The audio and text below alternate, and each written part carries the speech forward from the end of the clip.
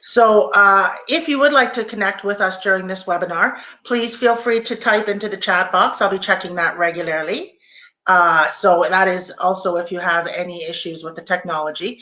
But I am known as Mary Mead. My real name is Sheila Schuline, but the organizer always comes up as Mary Mead. We'll have 10 minutes near the end of the session for question and answers. So Marianne will be able to answer some of your questions then.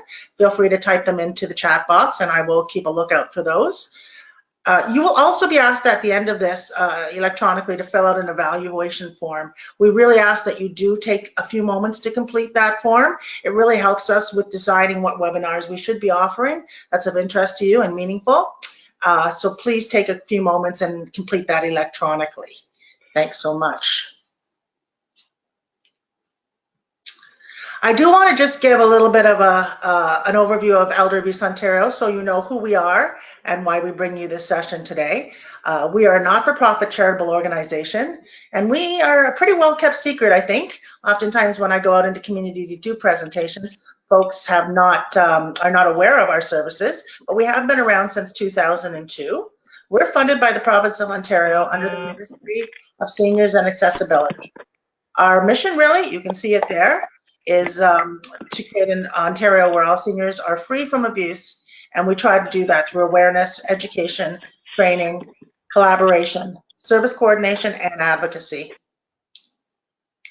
We actually are the organization, the agency responsible for overseeing the strategy to prevent elder abuse in the province. So if you didn't know that that strategy exists, I have put the website up there for you. And the three pillars that we work under are similar to our mandate. We work with networks locally in different communities. So that's our community coordination and response. We offer training like we're doing today. And we also work frontline with seniors and offer public awareness at events like seniors fairs or wellness fairs or any event where we're invited to present some information. So just to get us all on the same page, we're going to be talking about elder mediation shortly, but elder abuse or senior abuse is probably a better term for it, is a single or repeated act or lack of appropriate action occurring within any relationship where there is an expectation of trust. And ultimately, it causes harm or distress to an older person. And that's the definition that Elder Abuse Ontario most often refers to. It's the World Health Organization's definition. It's important to know that it's multidimensional and that it encompasses a broad range of behaviors, events, and circumstances, and oftentimes it overlaps. It's not like random act of violence, say, someone snatching a purse from an older adult, because really it's often repetitive and sometimes progressive, and it also really happens in a relationship of trust most often. I'm not going to spend a lot of time on the stats. I did kind of want to ground you a little bit in where we're at in terms of the prevalence of elder abuse. Now, this is study was released in 2016, and you can see that we're looking at an 8.2% prevalence for elder abuse, with psychological and emotional abuse being the main forms. I also wanted to let you know that there is a crossover, and that's why this seminar today with Marianne is so important, that 8 seniors are victims of family violence every day. And so if we can work with the Ontario Association of Family Mediators and advocate through mediation, there might be an opportunity for some intervention that way. So you can kind of see another statistic here just to ground us. 8% of Canadians over the age of 55 said they experienced abuse or neglect in the previous year. That's a large number. So most of you already know some of this, I'm assuming, and you're coming on really more to hear the information about how mediation might be considered an intervention. But just for those of you who are kind of new to the elder abuse information, really the 3 most common risk factors for an abusive situation is dependency, that unequal relationship between people, and isolation. And when you have one or more of those factors, which often happens as a person ages and perhaps health deteriorates, or they're now needing to be dependent on someone for assistance for maybe daily activities, and they become more isolated, maybe mobility issues, that's when things can go awry. And you can see some of the methods that people might use to inflict abuse, so intimidation or humiliation, coercion, fear, making them feel powerless. So typical abusers, spouse, adult children, remembering that I mentioned that this often happens in a relationship of trust. Adult grandchildren, paid caregivers, which may be unrelated to them, neighbors, friends, relatives, and caregivers. So that again comes from the national survey that I quoted earlier. So risk factors for abuse, we talked about the main three, but you can see that on this slide it's a little bit expanded. There's cognitive status, there's caregiver burnout. So there's lots of elements that play into this. And when we look at the types of elder abuse, there's often overlap between the different types. We know from the statistic that I showed you from the NICE study that psychological emotional is the highest form, and financial is coming close in thereafter. But we also have neglect, we have sexual abuse, physical abuse, and of course systemic abuse as well. With that, I'd like to turn it over to our guest presenter today, Marianne Popescu from Ontario Association for Family Mediators, the executive director there, who has a wealth of knowledge around family mediation and elder mediation specifically. So thank you for joining us today, Marianne. I'm just going to change presenter and turn it over to you. Lovely. Thank you very much, Sheila. It's a pleasure to be here. We love working with Elder Abuse Ontario. And I just want to, I did see my slides up there for a second, and it wants to share the contents of my screen. And I want to say yes. Hang on, let me just look here. Sorry, I'm just seeing it's.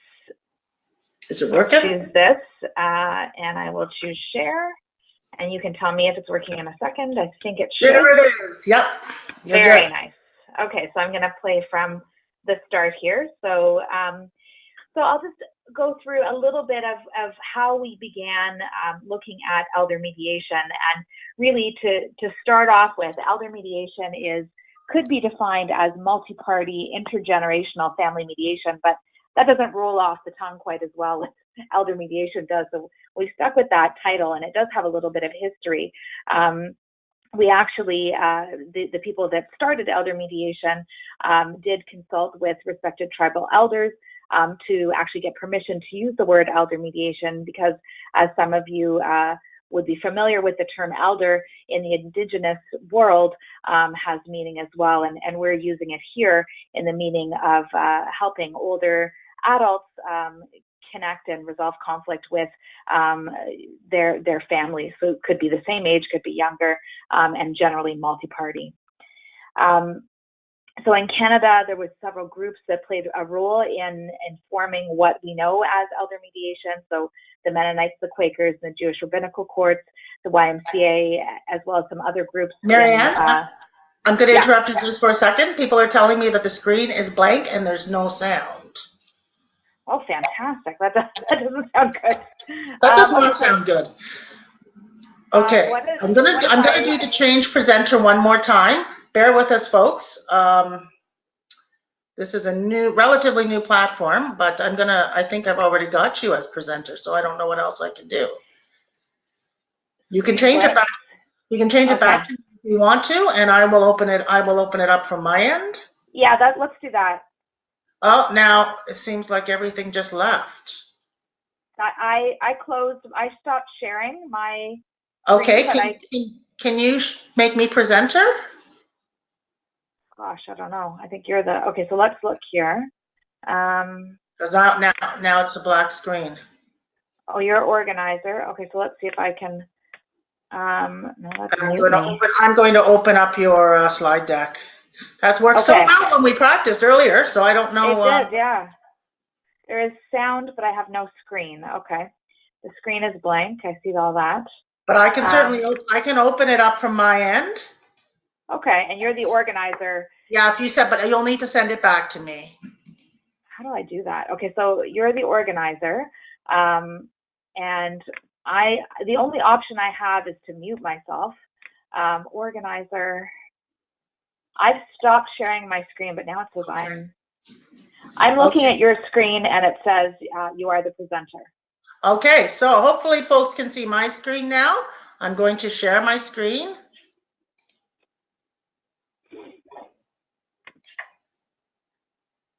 I'm trying to share my screen. Are you? Okay. It says show my screen. It's still not working. Is this unbelievable? It was working before. We had it. Waiting to view Marianne Prospesco's screen, it says. It's not coming back to me. Okay, so hang on. Let's have a look here. Escape. So I'm still in my PowerPoint because I'm talking. Yeah, so when I try to show my screen now, it says choose between screen applications. You can't, did you change presenter back to me? I don't know how to. It doesn't say Okay, that I have I'm that gonna option. change it back to you if I can. Okay, it still says okay, try, and then. Well, no, I can't because you are presenter. Okay, so we can't have double presenters. No. I'm sorry, everyone. This is so frustrating for everybody. It worked perfectly in our practice. What if I exit and come back out? Like, because you're That the would be- organizer, would that?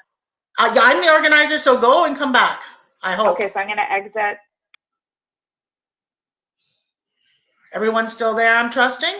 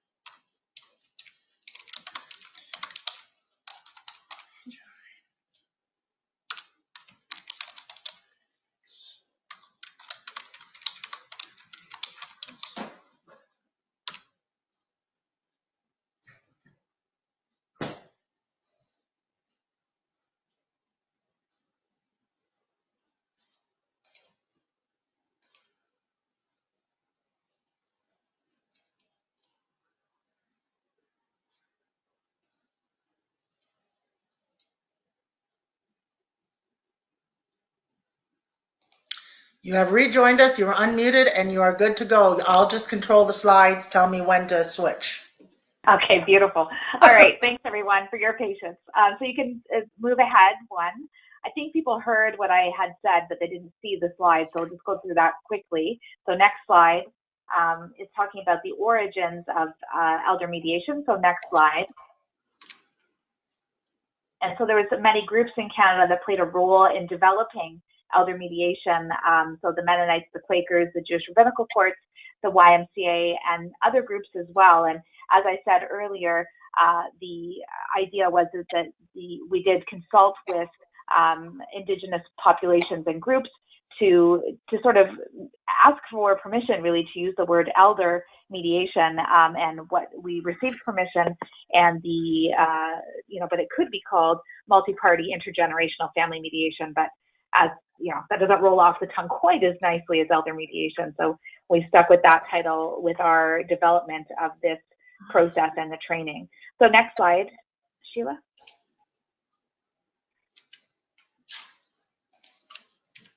Next slide would be okay. Yeah, okay, great. So the origin. So over the past 30 years, elder mediation has really grown as a specialization out of you can think about our organization. So the Ontario Association for Family Mediation is also a non-profit organization, and our roots are in family mediation.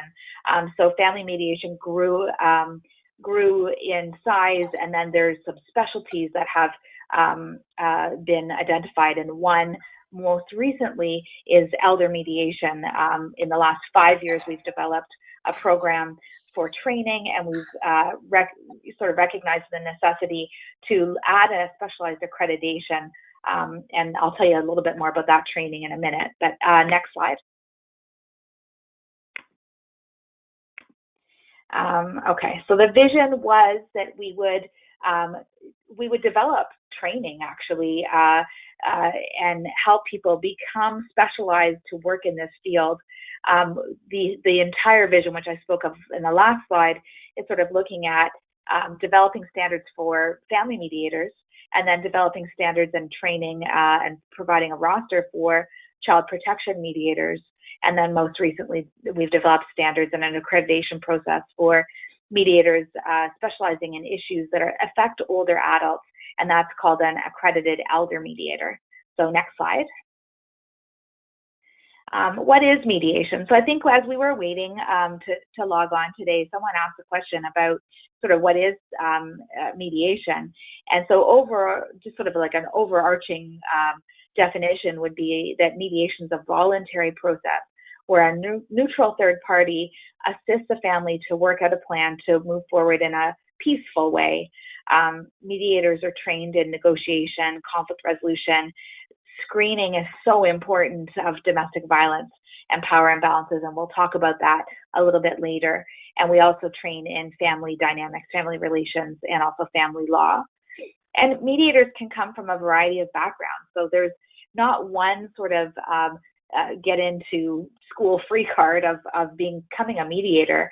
Our population of mediators is diverse. We've got about 800 members, about 430 accredited family mediators, and about 36, I believe is the last count, for elder mediators in Ontario. And they come from a variety of backgrounds. Quite a few are family law lawyers, so there's about 48% who are family law lawyers, and the other 52% are made up of people with a background in social work, financial planning, nursing, teaching, conflict resolvers from various backgrounds come to make up our mediators. Next slide, please. So what is elder mediation? So elder mediation specifically, and this is taken from the ethical standards for mediators, and it defines mediation as a process where conflict or challenges that arise from the issues of aging are addressed through the mediation process.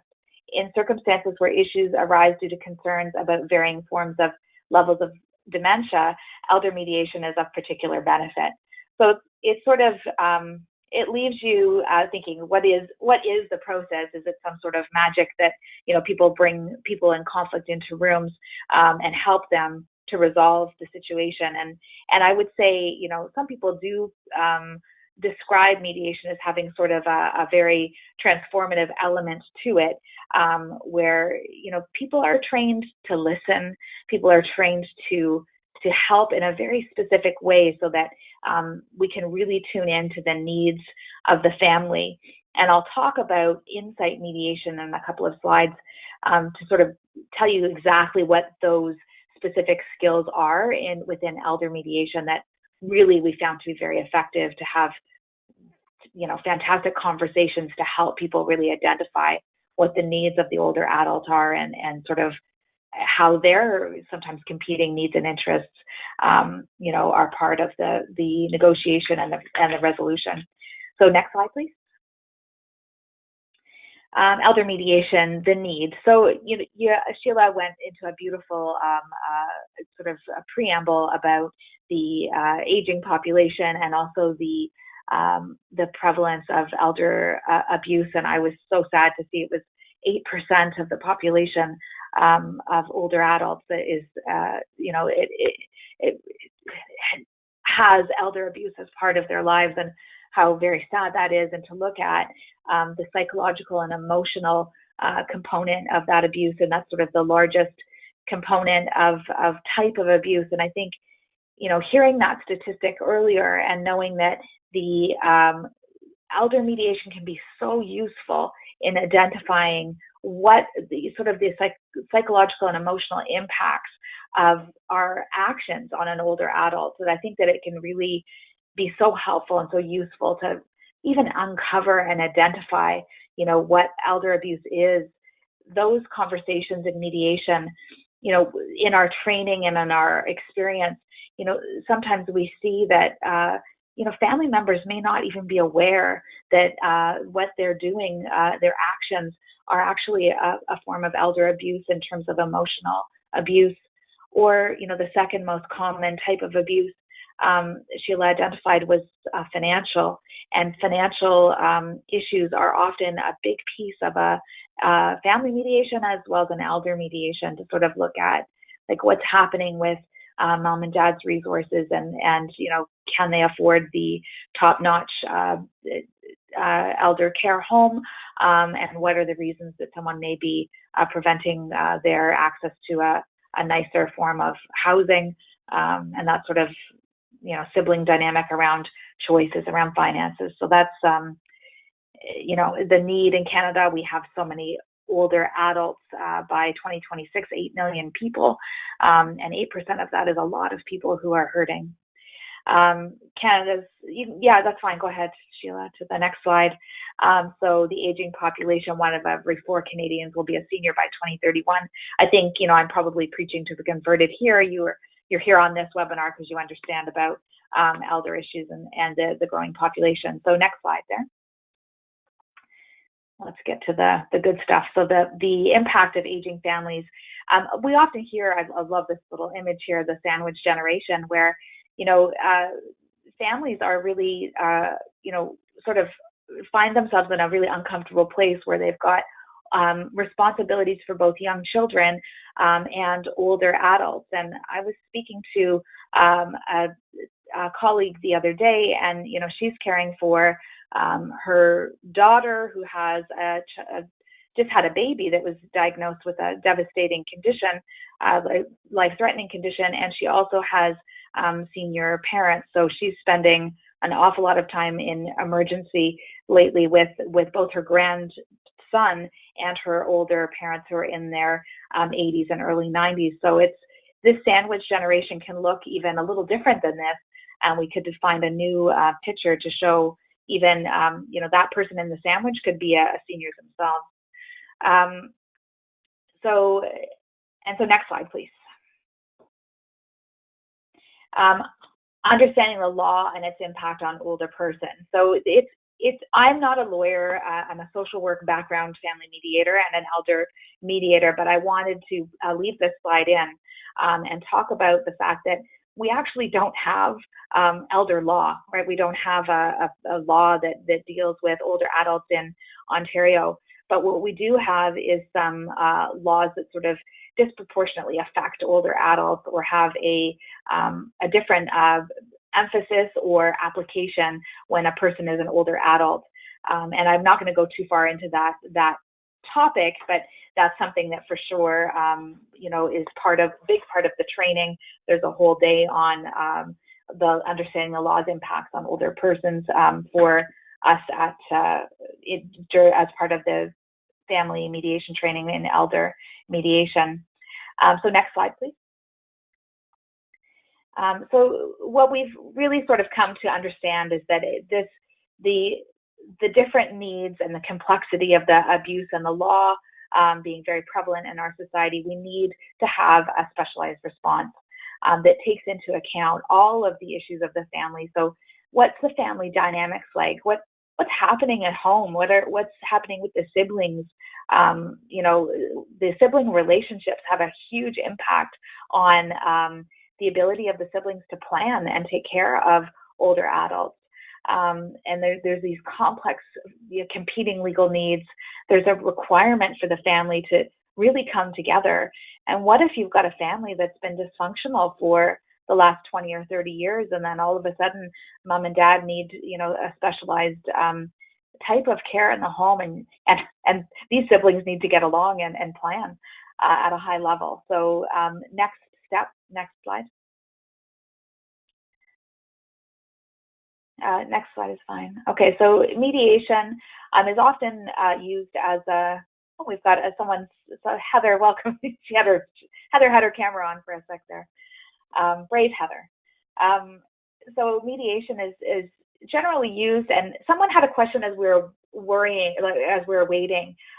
Mediation is generally used as an off-ramp to litigation or the court process. So mediation can be used preventatively or prior to a conflict or prior to it being at the court stage. So you can have, and I'm just looking at the comments. So the Osgood Certificate for Elder Law, yes, there's a very, and I wanted just to mention that as we go, and Sheila, thanks for saying you'll mention it later, but I'll mention it now. The Osgood Certificate in Elder Law is a training actually that our lead trainer in elder mediation law took in order to train the trainers that are going to be sharing that information. So that course goes over what laws affect older adults. So while there's no elder law in Ontario, there's an elder section of the Law Society that focuses on those laws that disproportionately affect older adults, and a very good certificate in learning what the laws are relating to older adults. So back to the prevention piece, and I did want to sort of mention that this elder mediation is being used already in certain areas. So the Champlain Lynn in just outside of Ottawa uses elder mediation. They have an access, a free access to elder mediation in that region to use mediation preventatively in the older adult population to prevent, to address and discuss issues of aging in place and aging in care. So I wanted to talk about that just a little bit, and I think you could contact the Champlain Lynn. Craig Smith is the elder mediator there, and you can talk to him about that program if you have more questions around that. So to go back to this slide, the development of the training, we started developing it in 2015. We're on year 4 of training this year. The training starts in June, August, and November are our training dates. And for more information on the actual training, you can call me. You can access me through the website by sending an email, or I think that probably the contact information will be on here afterwards. And certainly Sheila can share all my contact information. I'd be happy to talk to you if you're interested in knowing what the training is. I think we can go to the next slide. Next slide is fine. There we go. Okay. So elder mediation training, the model relied heavily on insight mediation. I'm just going to look at our time. So I'm going to go quickly to the next slide and sort of just, I want to focus on what insight mediation is and the training requirements. So this is a sort of a slide that shows you what we look at in the elder mediation training. And you can see that we do spend a lot of time in some key areas. So we talk about the family, multi-generational families, and look at like what the impact of every family member has on the family member that came before them or is coming after them. And then there's also a lot of focus on dementia and chronic diseases, because the idea is that the mediators really need to have a specified body of knowledge to know what the family's dealing with. Like, what is Alzheimer's as a form of dementia? What are the other types, Lewy body, what's Parkinson's disease? How does that affect an older adult and their caregivers and that sort of thing? So there's a focus on that as well. Financial and estate issues. The other major focus is the role play. So role play is a common form of training tool, and we use it in a fairly robust way in elder mediation. The other note to talk about that's important is that reflective practice. So that's something I really learned. I had been a mediator for about 12 or 13 years when I took the course, and reflective practice was something that really changed my practice and the way I look at things, and sort of the self-care part of being an elder mediator, or in any professional that deals with people in any type of crisis. I think reflective practice is an important part of the training there. So next slide. So issues. So what can we mediate? What can we look at? And safety issues for the older person, care for the caregivers, housing, sale of the family home, financial issues, estate planning, second marriages, blended families, holiday schedules, caregiver relief, so many issues can be part of elder mediation. It really is any issue that's causing the family to have pain and discomfort, or the inability to communicate and meet the needs of the older person is a ripe issue for an elder mediation, for sure. So next slide. The new family paradigm. So we're looking at, by practicing from the perspective that families are complex and dynamic and they change constantly, the elder mediator brings a new level of awareness to the family conflict. So the potential for the family to accept and respond is amplified. So it's sort of like, the next slide, I think, is a nice picture. If you want to flip over to that one. Oh, good. Okay, so now we get into the meat of what insight mediation is, and I just want to focus on that. So next slide. It's an innovative approach to elder mediation. So let's talk about that, and then it'll take us into what the family paradigm and how that's shifting as well. So how does insight mediation work? So insight mediation is something that was thought of and worked through by Dr. Cheryl Picard. She was the guest speaker at our conference last September, and she writes a beautiful book called Insight Mediation. So you can look to learn more about her. But it's a very advanced skill and type of mediation that's really transformative, and I can't tell you enough about how it really helped. It changed my vision of what elder mediation was and could do. And so it really looks at the interpretation and meaning making of the conflict, like what's actually happening, and you have to explore what the listener is hearing and the intent of what the speaker is saying, and by disrupting the certainty of knowing. Like, for example, you may have a mediation where so-and-so sister was always the black sheep of the family, or this person was always the favorite. And there's a certainty that we have in our family patterns that we just sort of accept. We say, oh yeah, that's the baby of the family, even not dependent on birth order. But when you look at insight mediation, you sort of unpack that, and you look at, how do you know that? What's the certainty of that relationship? And when you can unpack it, you can look at changing the patterns that help the family to move forward. If everything's hunky-dory and these family patterns exist and things are good, you're not going to look at sort of unpacking those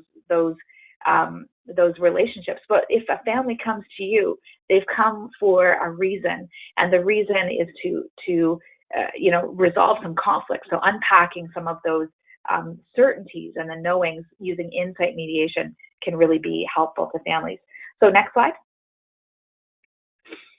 So how does it work? So we look at, and our chair of elder mediation and our lead trainer, Elizabeth Sterrett, is a wonderful teacher of this. So I'm not going to do it justice, but I'm going to try. So she talks often about threats to cares, and she looks at cares. So what makes us tick? Like, what would really worry you if someone threatens something about your individual goals, your interests, your needs and your desires. If I said you can no longer, buy that bottle of suntan oil or something at Shoppers Drug Mart, or you can't buy that alcohol anymore, would that be a threat to your individual goals, your needs and your desires? Yes. Or threats to expected patterns of interaction. Sometimes through change and through mediation, people start to actually adopt different patterns, and that in itself can be a threat to a care, what we value.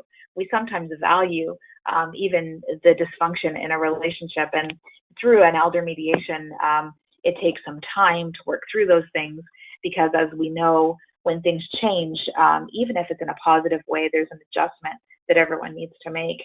And then another threat to a care could be a judgment about what's right and what's just for society, and how your needs and your family's needs sort of intersect, and what the priorities are going to be. That's sort of a general oversight of how insight mediation works, and we can look at the next slide for some more information. So when you look add a threat to a care. So a threat, you're looking for a reaction. So you're assessing what the reaction. Some family members would fight and have an argument about it. Some family members may disengage and not want to participate and sort of ignore the problem or avoid the conflict. And some people tend to freeze in a situation where they're not able to take action and not able to address the needs of the family because they're just unable to cope. And we can go to the next slide now. So instead, by looking at the care stories, by really talking about it, and you know, when you are using the insight method, you're really staying with the family and you're listening for like what really is driving this conflict. And it's often not about the thing that they've maybe could write down on paper to say, I'm worried about mom and living at home, or you know, we need to sell the family home, or you know, the sort of large umbrella issue. When we go down with the family and we listen to their desires, their needs, their hopes, they're often rooted in the family relationship and the family dynamics. And so when we listen and we question what is happening with what the things they think they know and the patterns of relationships and what's really threatening them and what's really stopping them from behaving in a way that would help the family, you can shift the defense story, the defending of the very solid position, to thinking about being curious about, you know, what would it look like if your mom lived in a home and the family home you grew up in was sold? What would you hope would be some of the things that would happen in relation to that? And then people can start to talk about, you know, if the family home was sold, I would really hope that the marker on the door, the piece of woodworking on the door that measured our heights as we all grew up in that home, was maintained or restored. Or I really would hope that that the home wasn't demolished, that we sold to somebody that was going to restore the home. That was maybe something very, very helpful, you know, would help them to move forward. So you talk about hopes, you talk about reconciling the threats to cares with affirmative actions that help people to move forward. So we can go to the next slide now. So conflict changes through insight and learning. So you're trying to help people have these conversations so that they can, this slide's the picture's a little bit sad looking, but the blue sky was a little bluer on my screen, but it's trying to think of connecting, you know, this is sort of roadways and connecting a couple of brains together to think of how we could work together to resolve the conflict. So next slide there. So the focus of elder mediation. So the older adult is always at the center of elder mediation. So the training focuses on, you know, you always meet the older adult. Even if the older adult may not want to be involved in the conversation of the family dynamics and trying to work all that out, or may not have the capacity or understanding or ability to be at the family mediation, at the elder mediation, the elder mediator respects and meets and regards the older person at the center of the conversation. And so what you're trying to do is strengthen the family identity. You know, even though, you know, Betty and Joe and Alan had a very difficult childhood, here they've managed to come together. You know, Joe has come from, you know, up north, and Betty's come from, you know, overseas, and Alan is here, and here you are together trying to figure out what to do for mom or for dad. And so the identity of the family pulls out what they're doing well, what's been good. You know, even in the most dysfunctional relationships that you see in families, there's often these silver linings of beauty and strength that you can help the family shine a light on, so that you can talk about, you know, what the strengths were and focus and work and pull up those strengths so that you can try to either maintain respectful relationships or encourage respectful relationships. so that they can provide care for the older person. And for the family or non-family caregiver. I mean, there's just, it's all a big team at that point trying to work together. And I guess that maybe some of you would have questions, who are the parties to an elder mediation?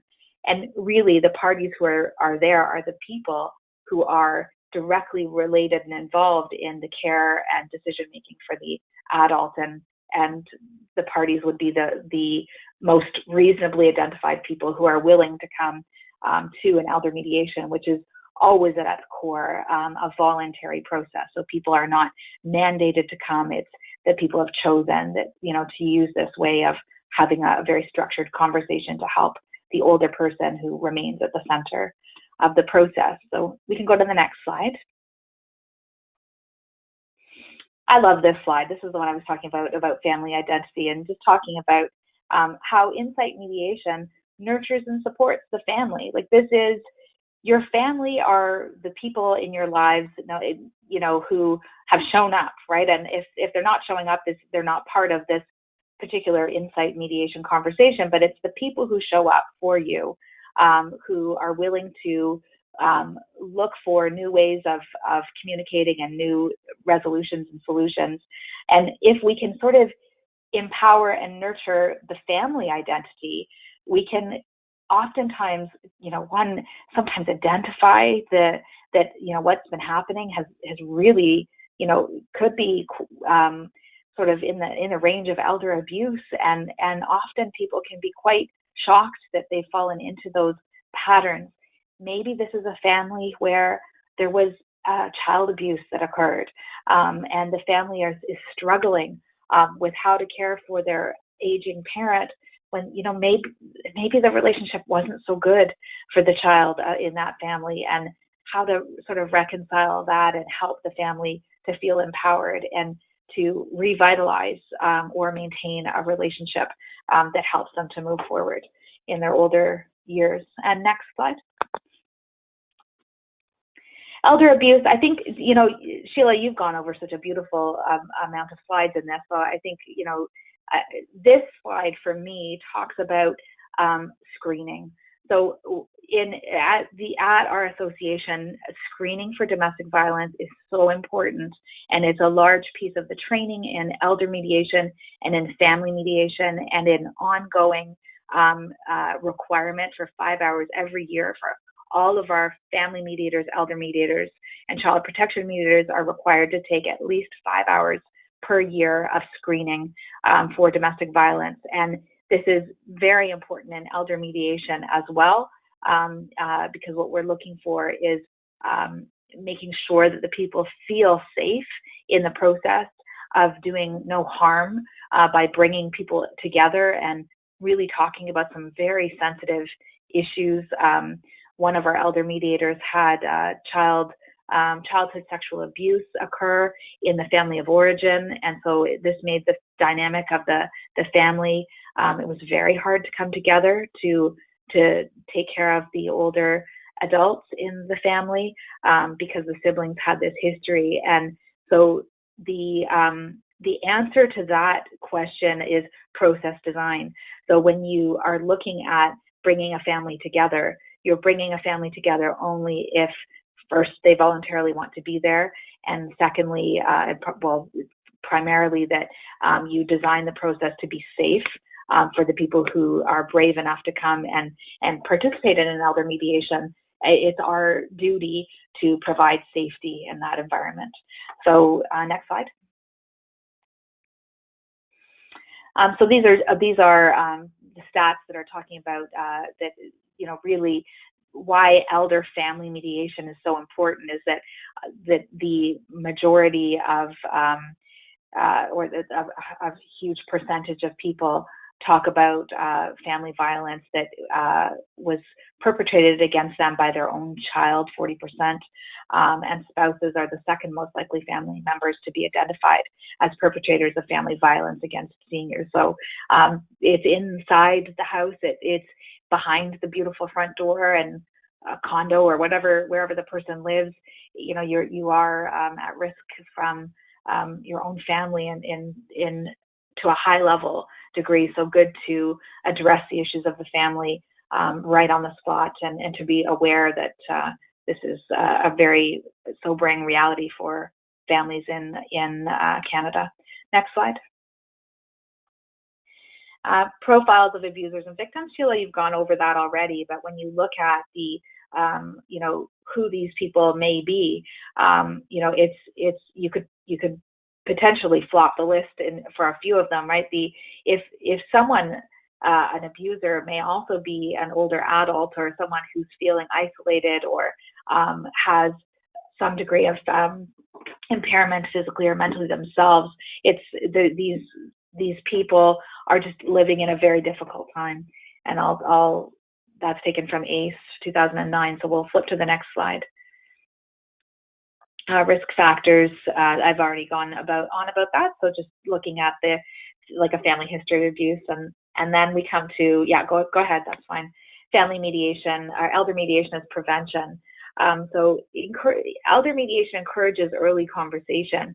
And it can be identified for families coming in for different reasons. So this is what I was talking about, that people may not see the risks or even see the abuse that they may be perpetrating or that could be being perpetrated against them. As we know, families are messy, right? Where we don't sort of look like they do on TV. We look all confused and messy at times, right? It's never a straight line, and there's so much love and compassion and also bitterness and resentment that occurs in families over time with things that are unsaid. And so elder mediation as a prevention of abuse especially the psychological, emotional, and financial areas is very, very pertinent to our conversation. And our partnership with Elder Abuse Ontario and the It's Not Right program, See It, Name It, Check It, became part of our elder mediation training, and sharing of that information has been absolutely invaluable to us as a guidance for us to look at prevention of elder abuse and how it would interact with elder mediation. And next slide, please.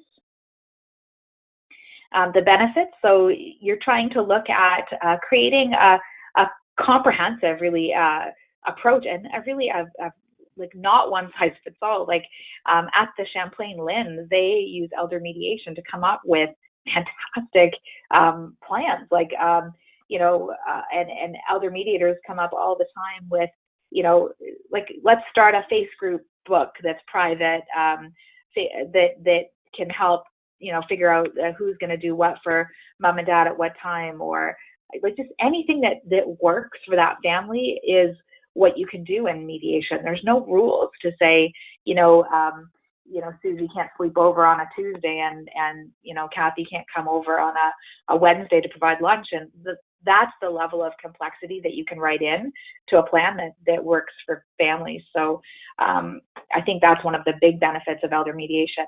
And then reframing, we've talked about that, the understanding of family mediation, sort of that this is a family that you're trying to work with. And next slide.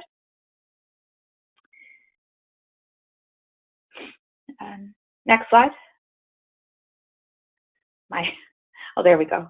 It's easy to partner with existing programs and services. So you can, the Alzheimer's societies in Ontario are very familiar with us as elder mediators as well, and you can sort of bridge over and use all the services that are available. Just like when someone talked earlier about, there's the Osgood Certificate for Elder Law, there's several agencies and organizations. So Elder Abuse Ontario and Alzheimer's societies, hospitals, doctors, accountants. There's so many people you could use, wills and estates attorneys, that you could partner with to help, and bridge those gaps to help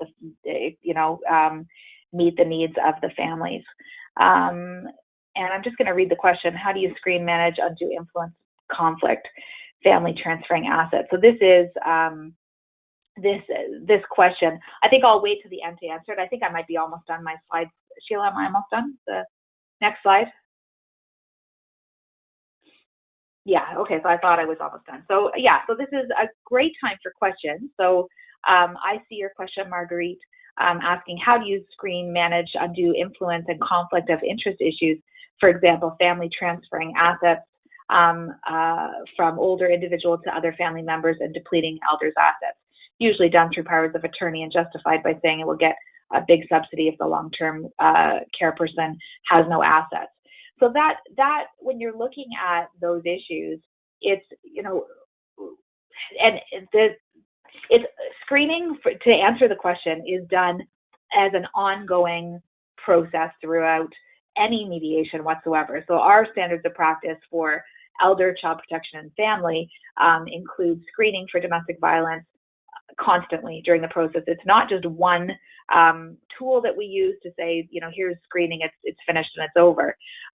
You would be looking what the relationship is like what are the understandings of the asset transfer, what is the, you know, what are the circumstances of the family in that area, and you would have to be assessing that as an ongoing issue, and making sure that there was no power imbalance, and if there was identified power imbalance, that the depletion happened without the elder's consent. You're addressing that and trying to find solutions that work. Whether or not that's a criminal depletion is, I know there's a lot of cross-agency talk, and we often speak to the seniors police services and, you know, have ongoing discussions with them about what is financial elder abuse and what could be considered, you know, needing police intervention, for example. What disqualifies a situation from mediation? Are there screening criteria for suitability? From Marguerite, thank you for that question. So there are screening tools that mediators use, and we talk more in the last 5 years about actually process design rather than screening out, because if people want to use family mediation or elder mediation, you know, it's a pretty big decision for us to say you're not suitable, you're not eligible. So we talk about process design, and that's not with just because we think elder mediation is great. It's because there's been some solid research done out of Indiana that was published just last year, I believe, and we had those researchers come and present to us 2 years ago at our AGM to talk about the effectiveness, the durability, and the satisfaction of people engaging in mediation, even when it's modified, so that people are not in the same room. You know, if there's a high prevalence or a discomfort with being in the same room, or elder abuse or financial abuse or any abuse has been identified that requires or warrants the separation of the families from during the process. So it's process design, not as much screening out, more screening in and making the process safe and meeting the needs of the family. How would you link to a family elder mediator in Toronto? Is there a cost? Fantastic question. I wish there was no cost. So there are a few instances where elder mediation is available to people of Ontario at no cost or at low cost. The first one would be the Champlain Lynn that has elder mediation services available at no cost. The second would be probably, you know, Sheila talked about the best kept secret, Elder Abuse Ontario. I think one of the second best kept secrets in Ontario is that we do have a family mediation court-connected program available to all Ontarians on a sliding scale fee service through the courts. But some of these are off-site court services that are available, and that the understanding of that contract from its latest iteration was that you could use elder mediation.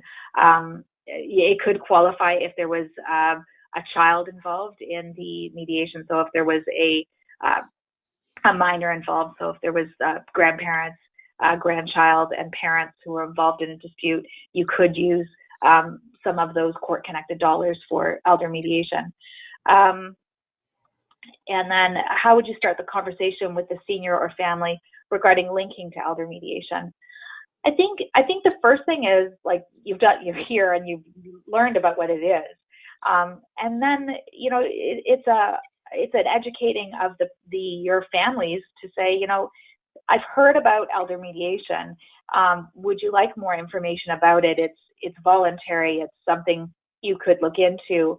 And then you could give them the name of the elder mediators that are accredited in your area. So if you look on our website, oafm.on.ca,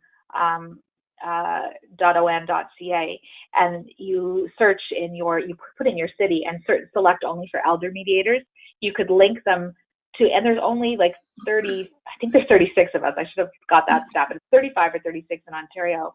So we're more than willing to sit and chat with people on the phone. And, and obviously I can't speak for every elder mediator's fee structure, but certainly a lot of them will have a conversation with you just to describe what their process is at least, and get going from there. So I think that would be a good way to start the conversation. And then you're a care coordinator from the Central East in East Lynn and Scarborough. So I would love you to have a talk with Craig Smith at the Champlain Lynn and see if your program could also provide elder mediation services within its funding, with everyone's funding dollars being changed dramatically. My understanding that fraud takes place when significant changes are made to principal care or finances, especially when the elder is still in hospital. I think fraud can take place at any time within a family with access to each other's funds, right? I think that's a sobering reality that we're not always don't always treat each other with the greatest respect that certainly our families deserve.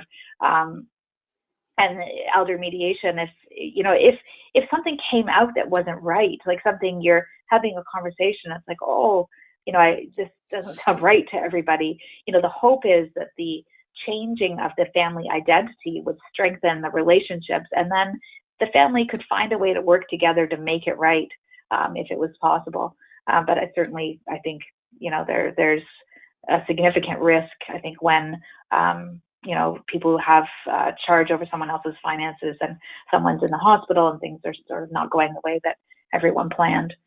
And Kathy, who's actually our president of OAFM, is on the listening into the webinar, and she's talking and saying most elder mediators will provide a free consultation. And I think that that's the case for most of us. And Kathy's confirming she will, and she's in Peterborough. So if anyone's in Peterborough, she's trained there as an elder mediator. All right. So thank you, Marianne. That's great. What I'm going to do, Yeah. we have a couple more minutes, and I know we lost a bit of time on tech issues. So I'm going to open it up to, I'm going to unmute folks in case people are not comfortable typing. And I have a couple questions for you. Is that okay? Perfect.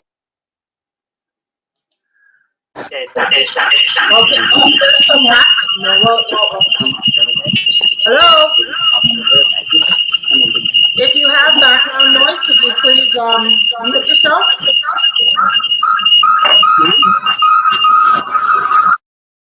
All right, I am going to remute because I don't know if you got that as badly as I did, but the background noise was, I wouldn't have been able to take a question. Anyway, I'm going to unmute Marianne again because I've just muted everyone. If there are any questions, I know we're winding down in time. I'd be happy to be able to forward those to Marianne. If you have any, you can connect with me via the email address with your registration for today's seminar. Again, I'm Marianne, you there? Yeah, I'm here. Yeah. Okay. Yeah, I don't know if you heard that. I sure did. Yeah. Okay. It's always fun to have all the speakers go off like that. But yeah, I'm very happy to take questions. You can email me directly at through the website. You can reach me, so oafm.on.ca, and or Sheila, you can pass me questions. I'm very happy to answer and to Certainly. have conversations with whoever wants information about family mediation or elder mediation training. Super. Well, thank you again, Marianne. It's been a really insightful webinar today. I'm very glad to have this information out and about and shared with folks. And again, thank you all who attended, and thank you who bared with us with our technology challenges. Again, I am recording this seminar. I'm going to stop recording now.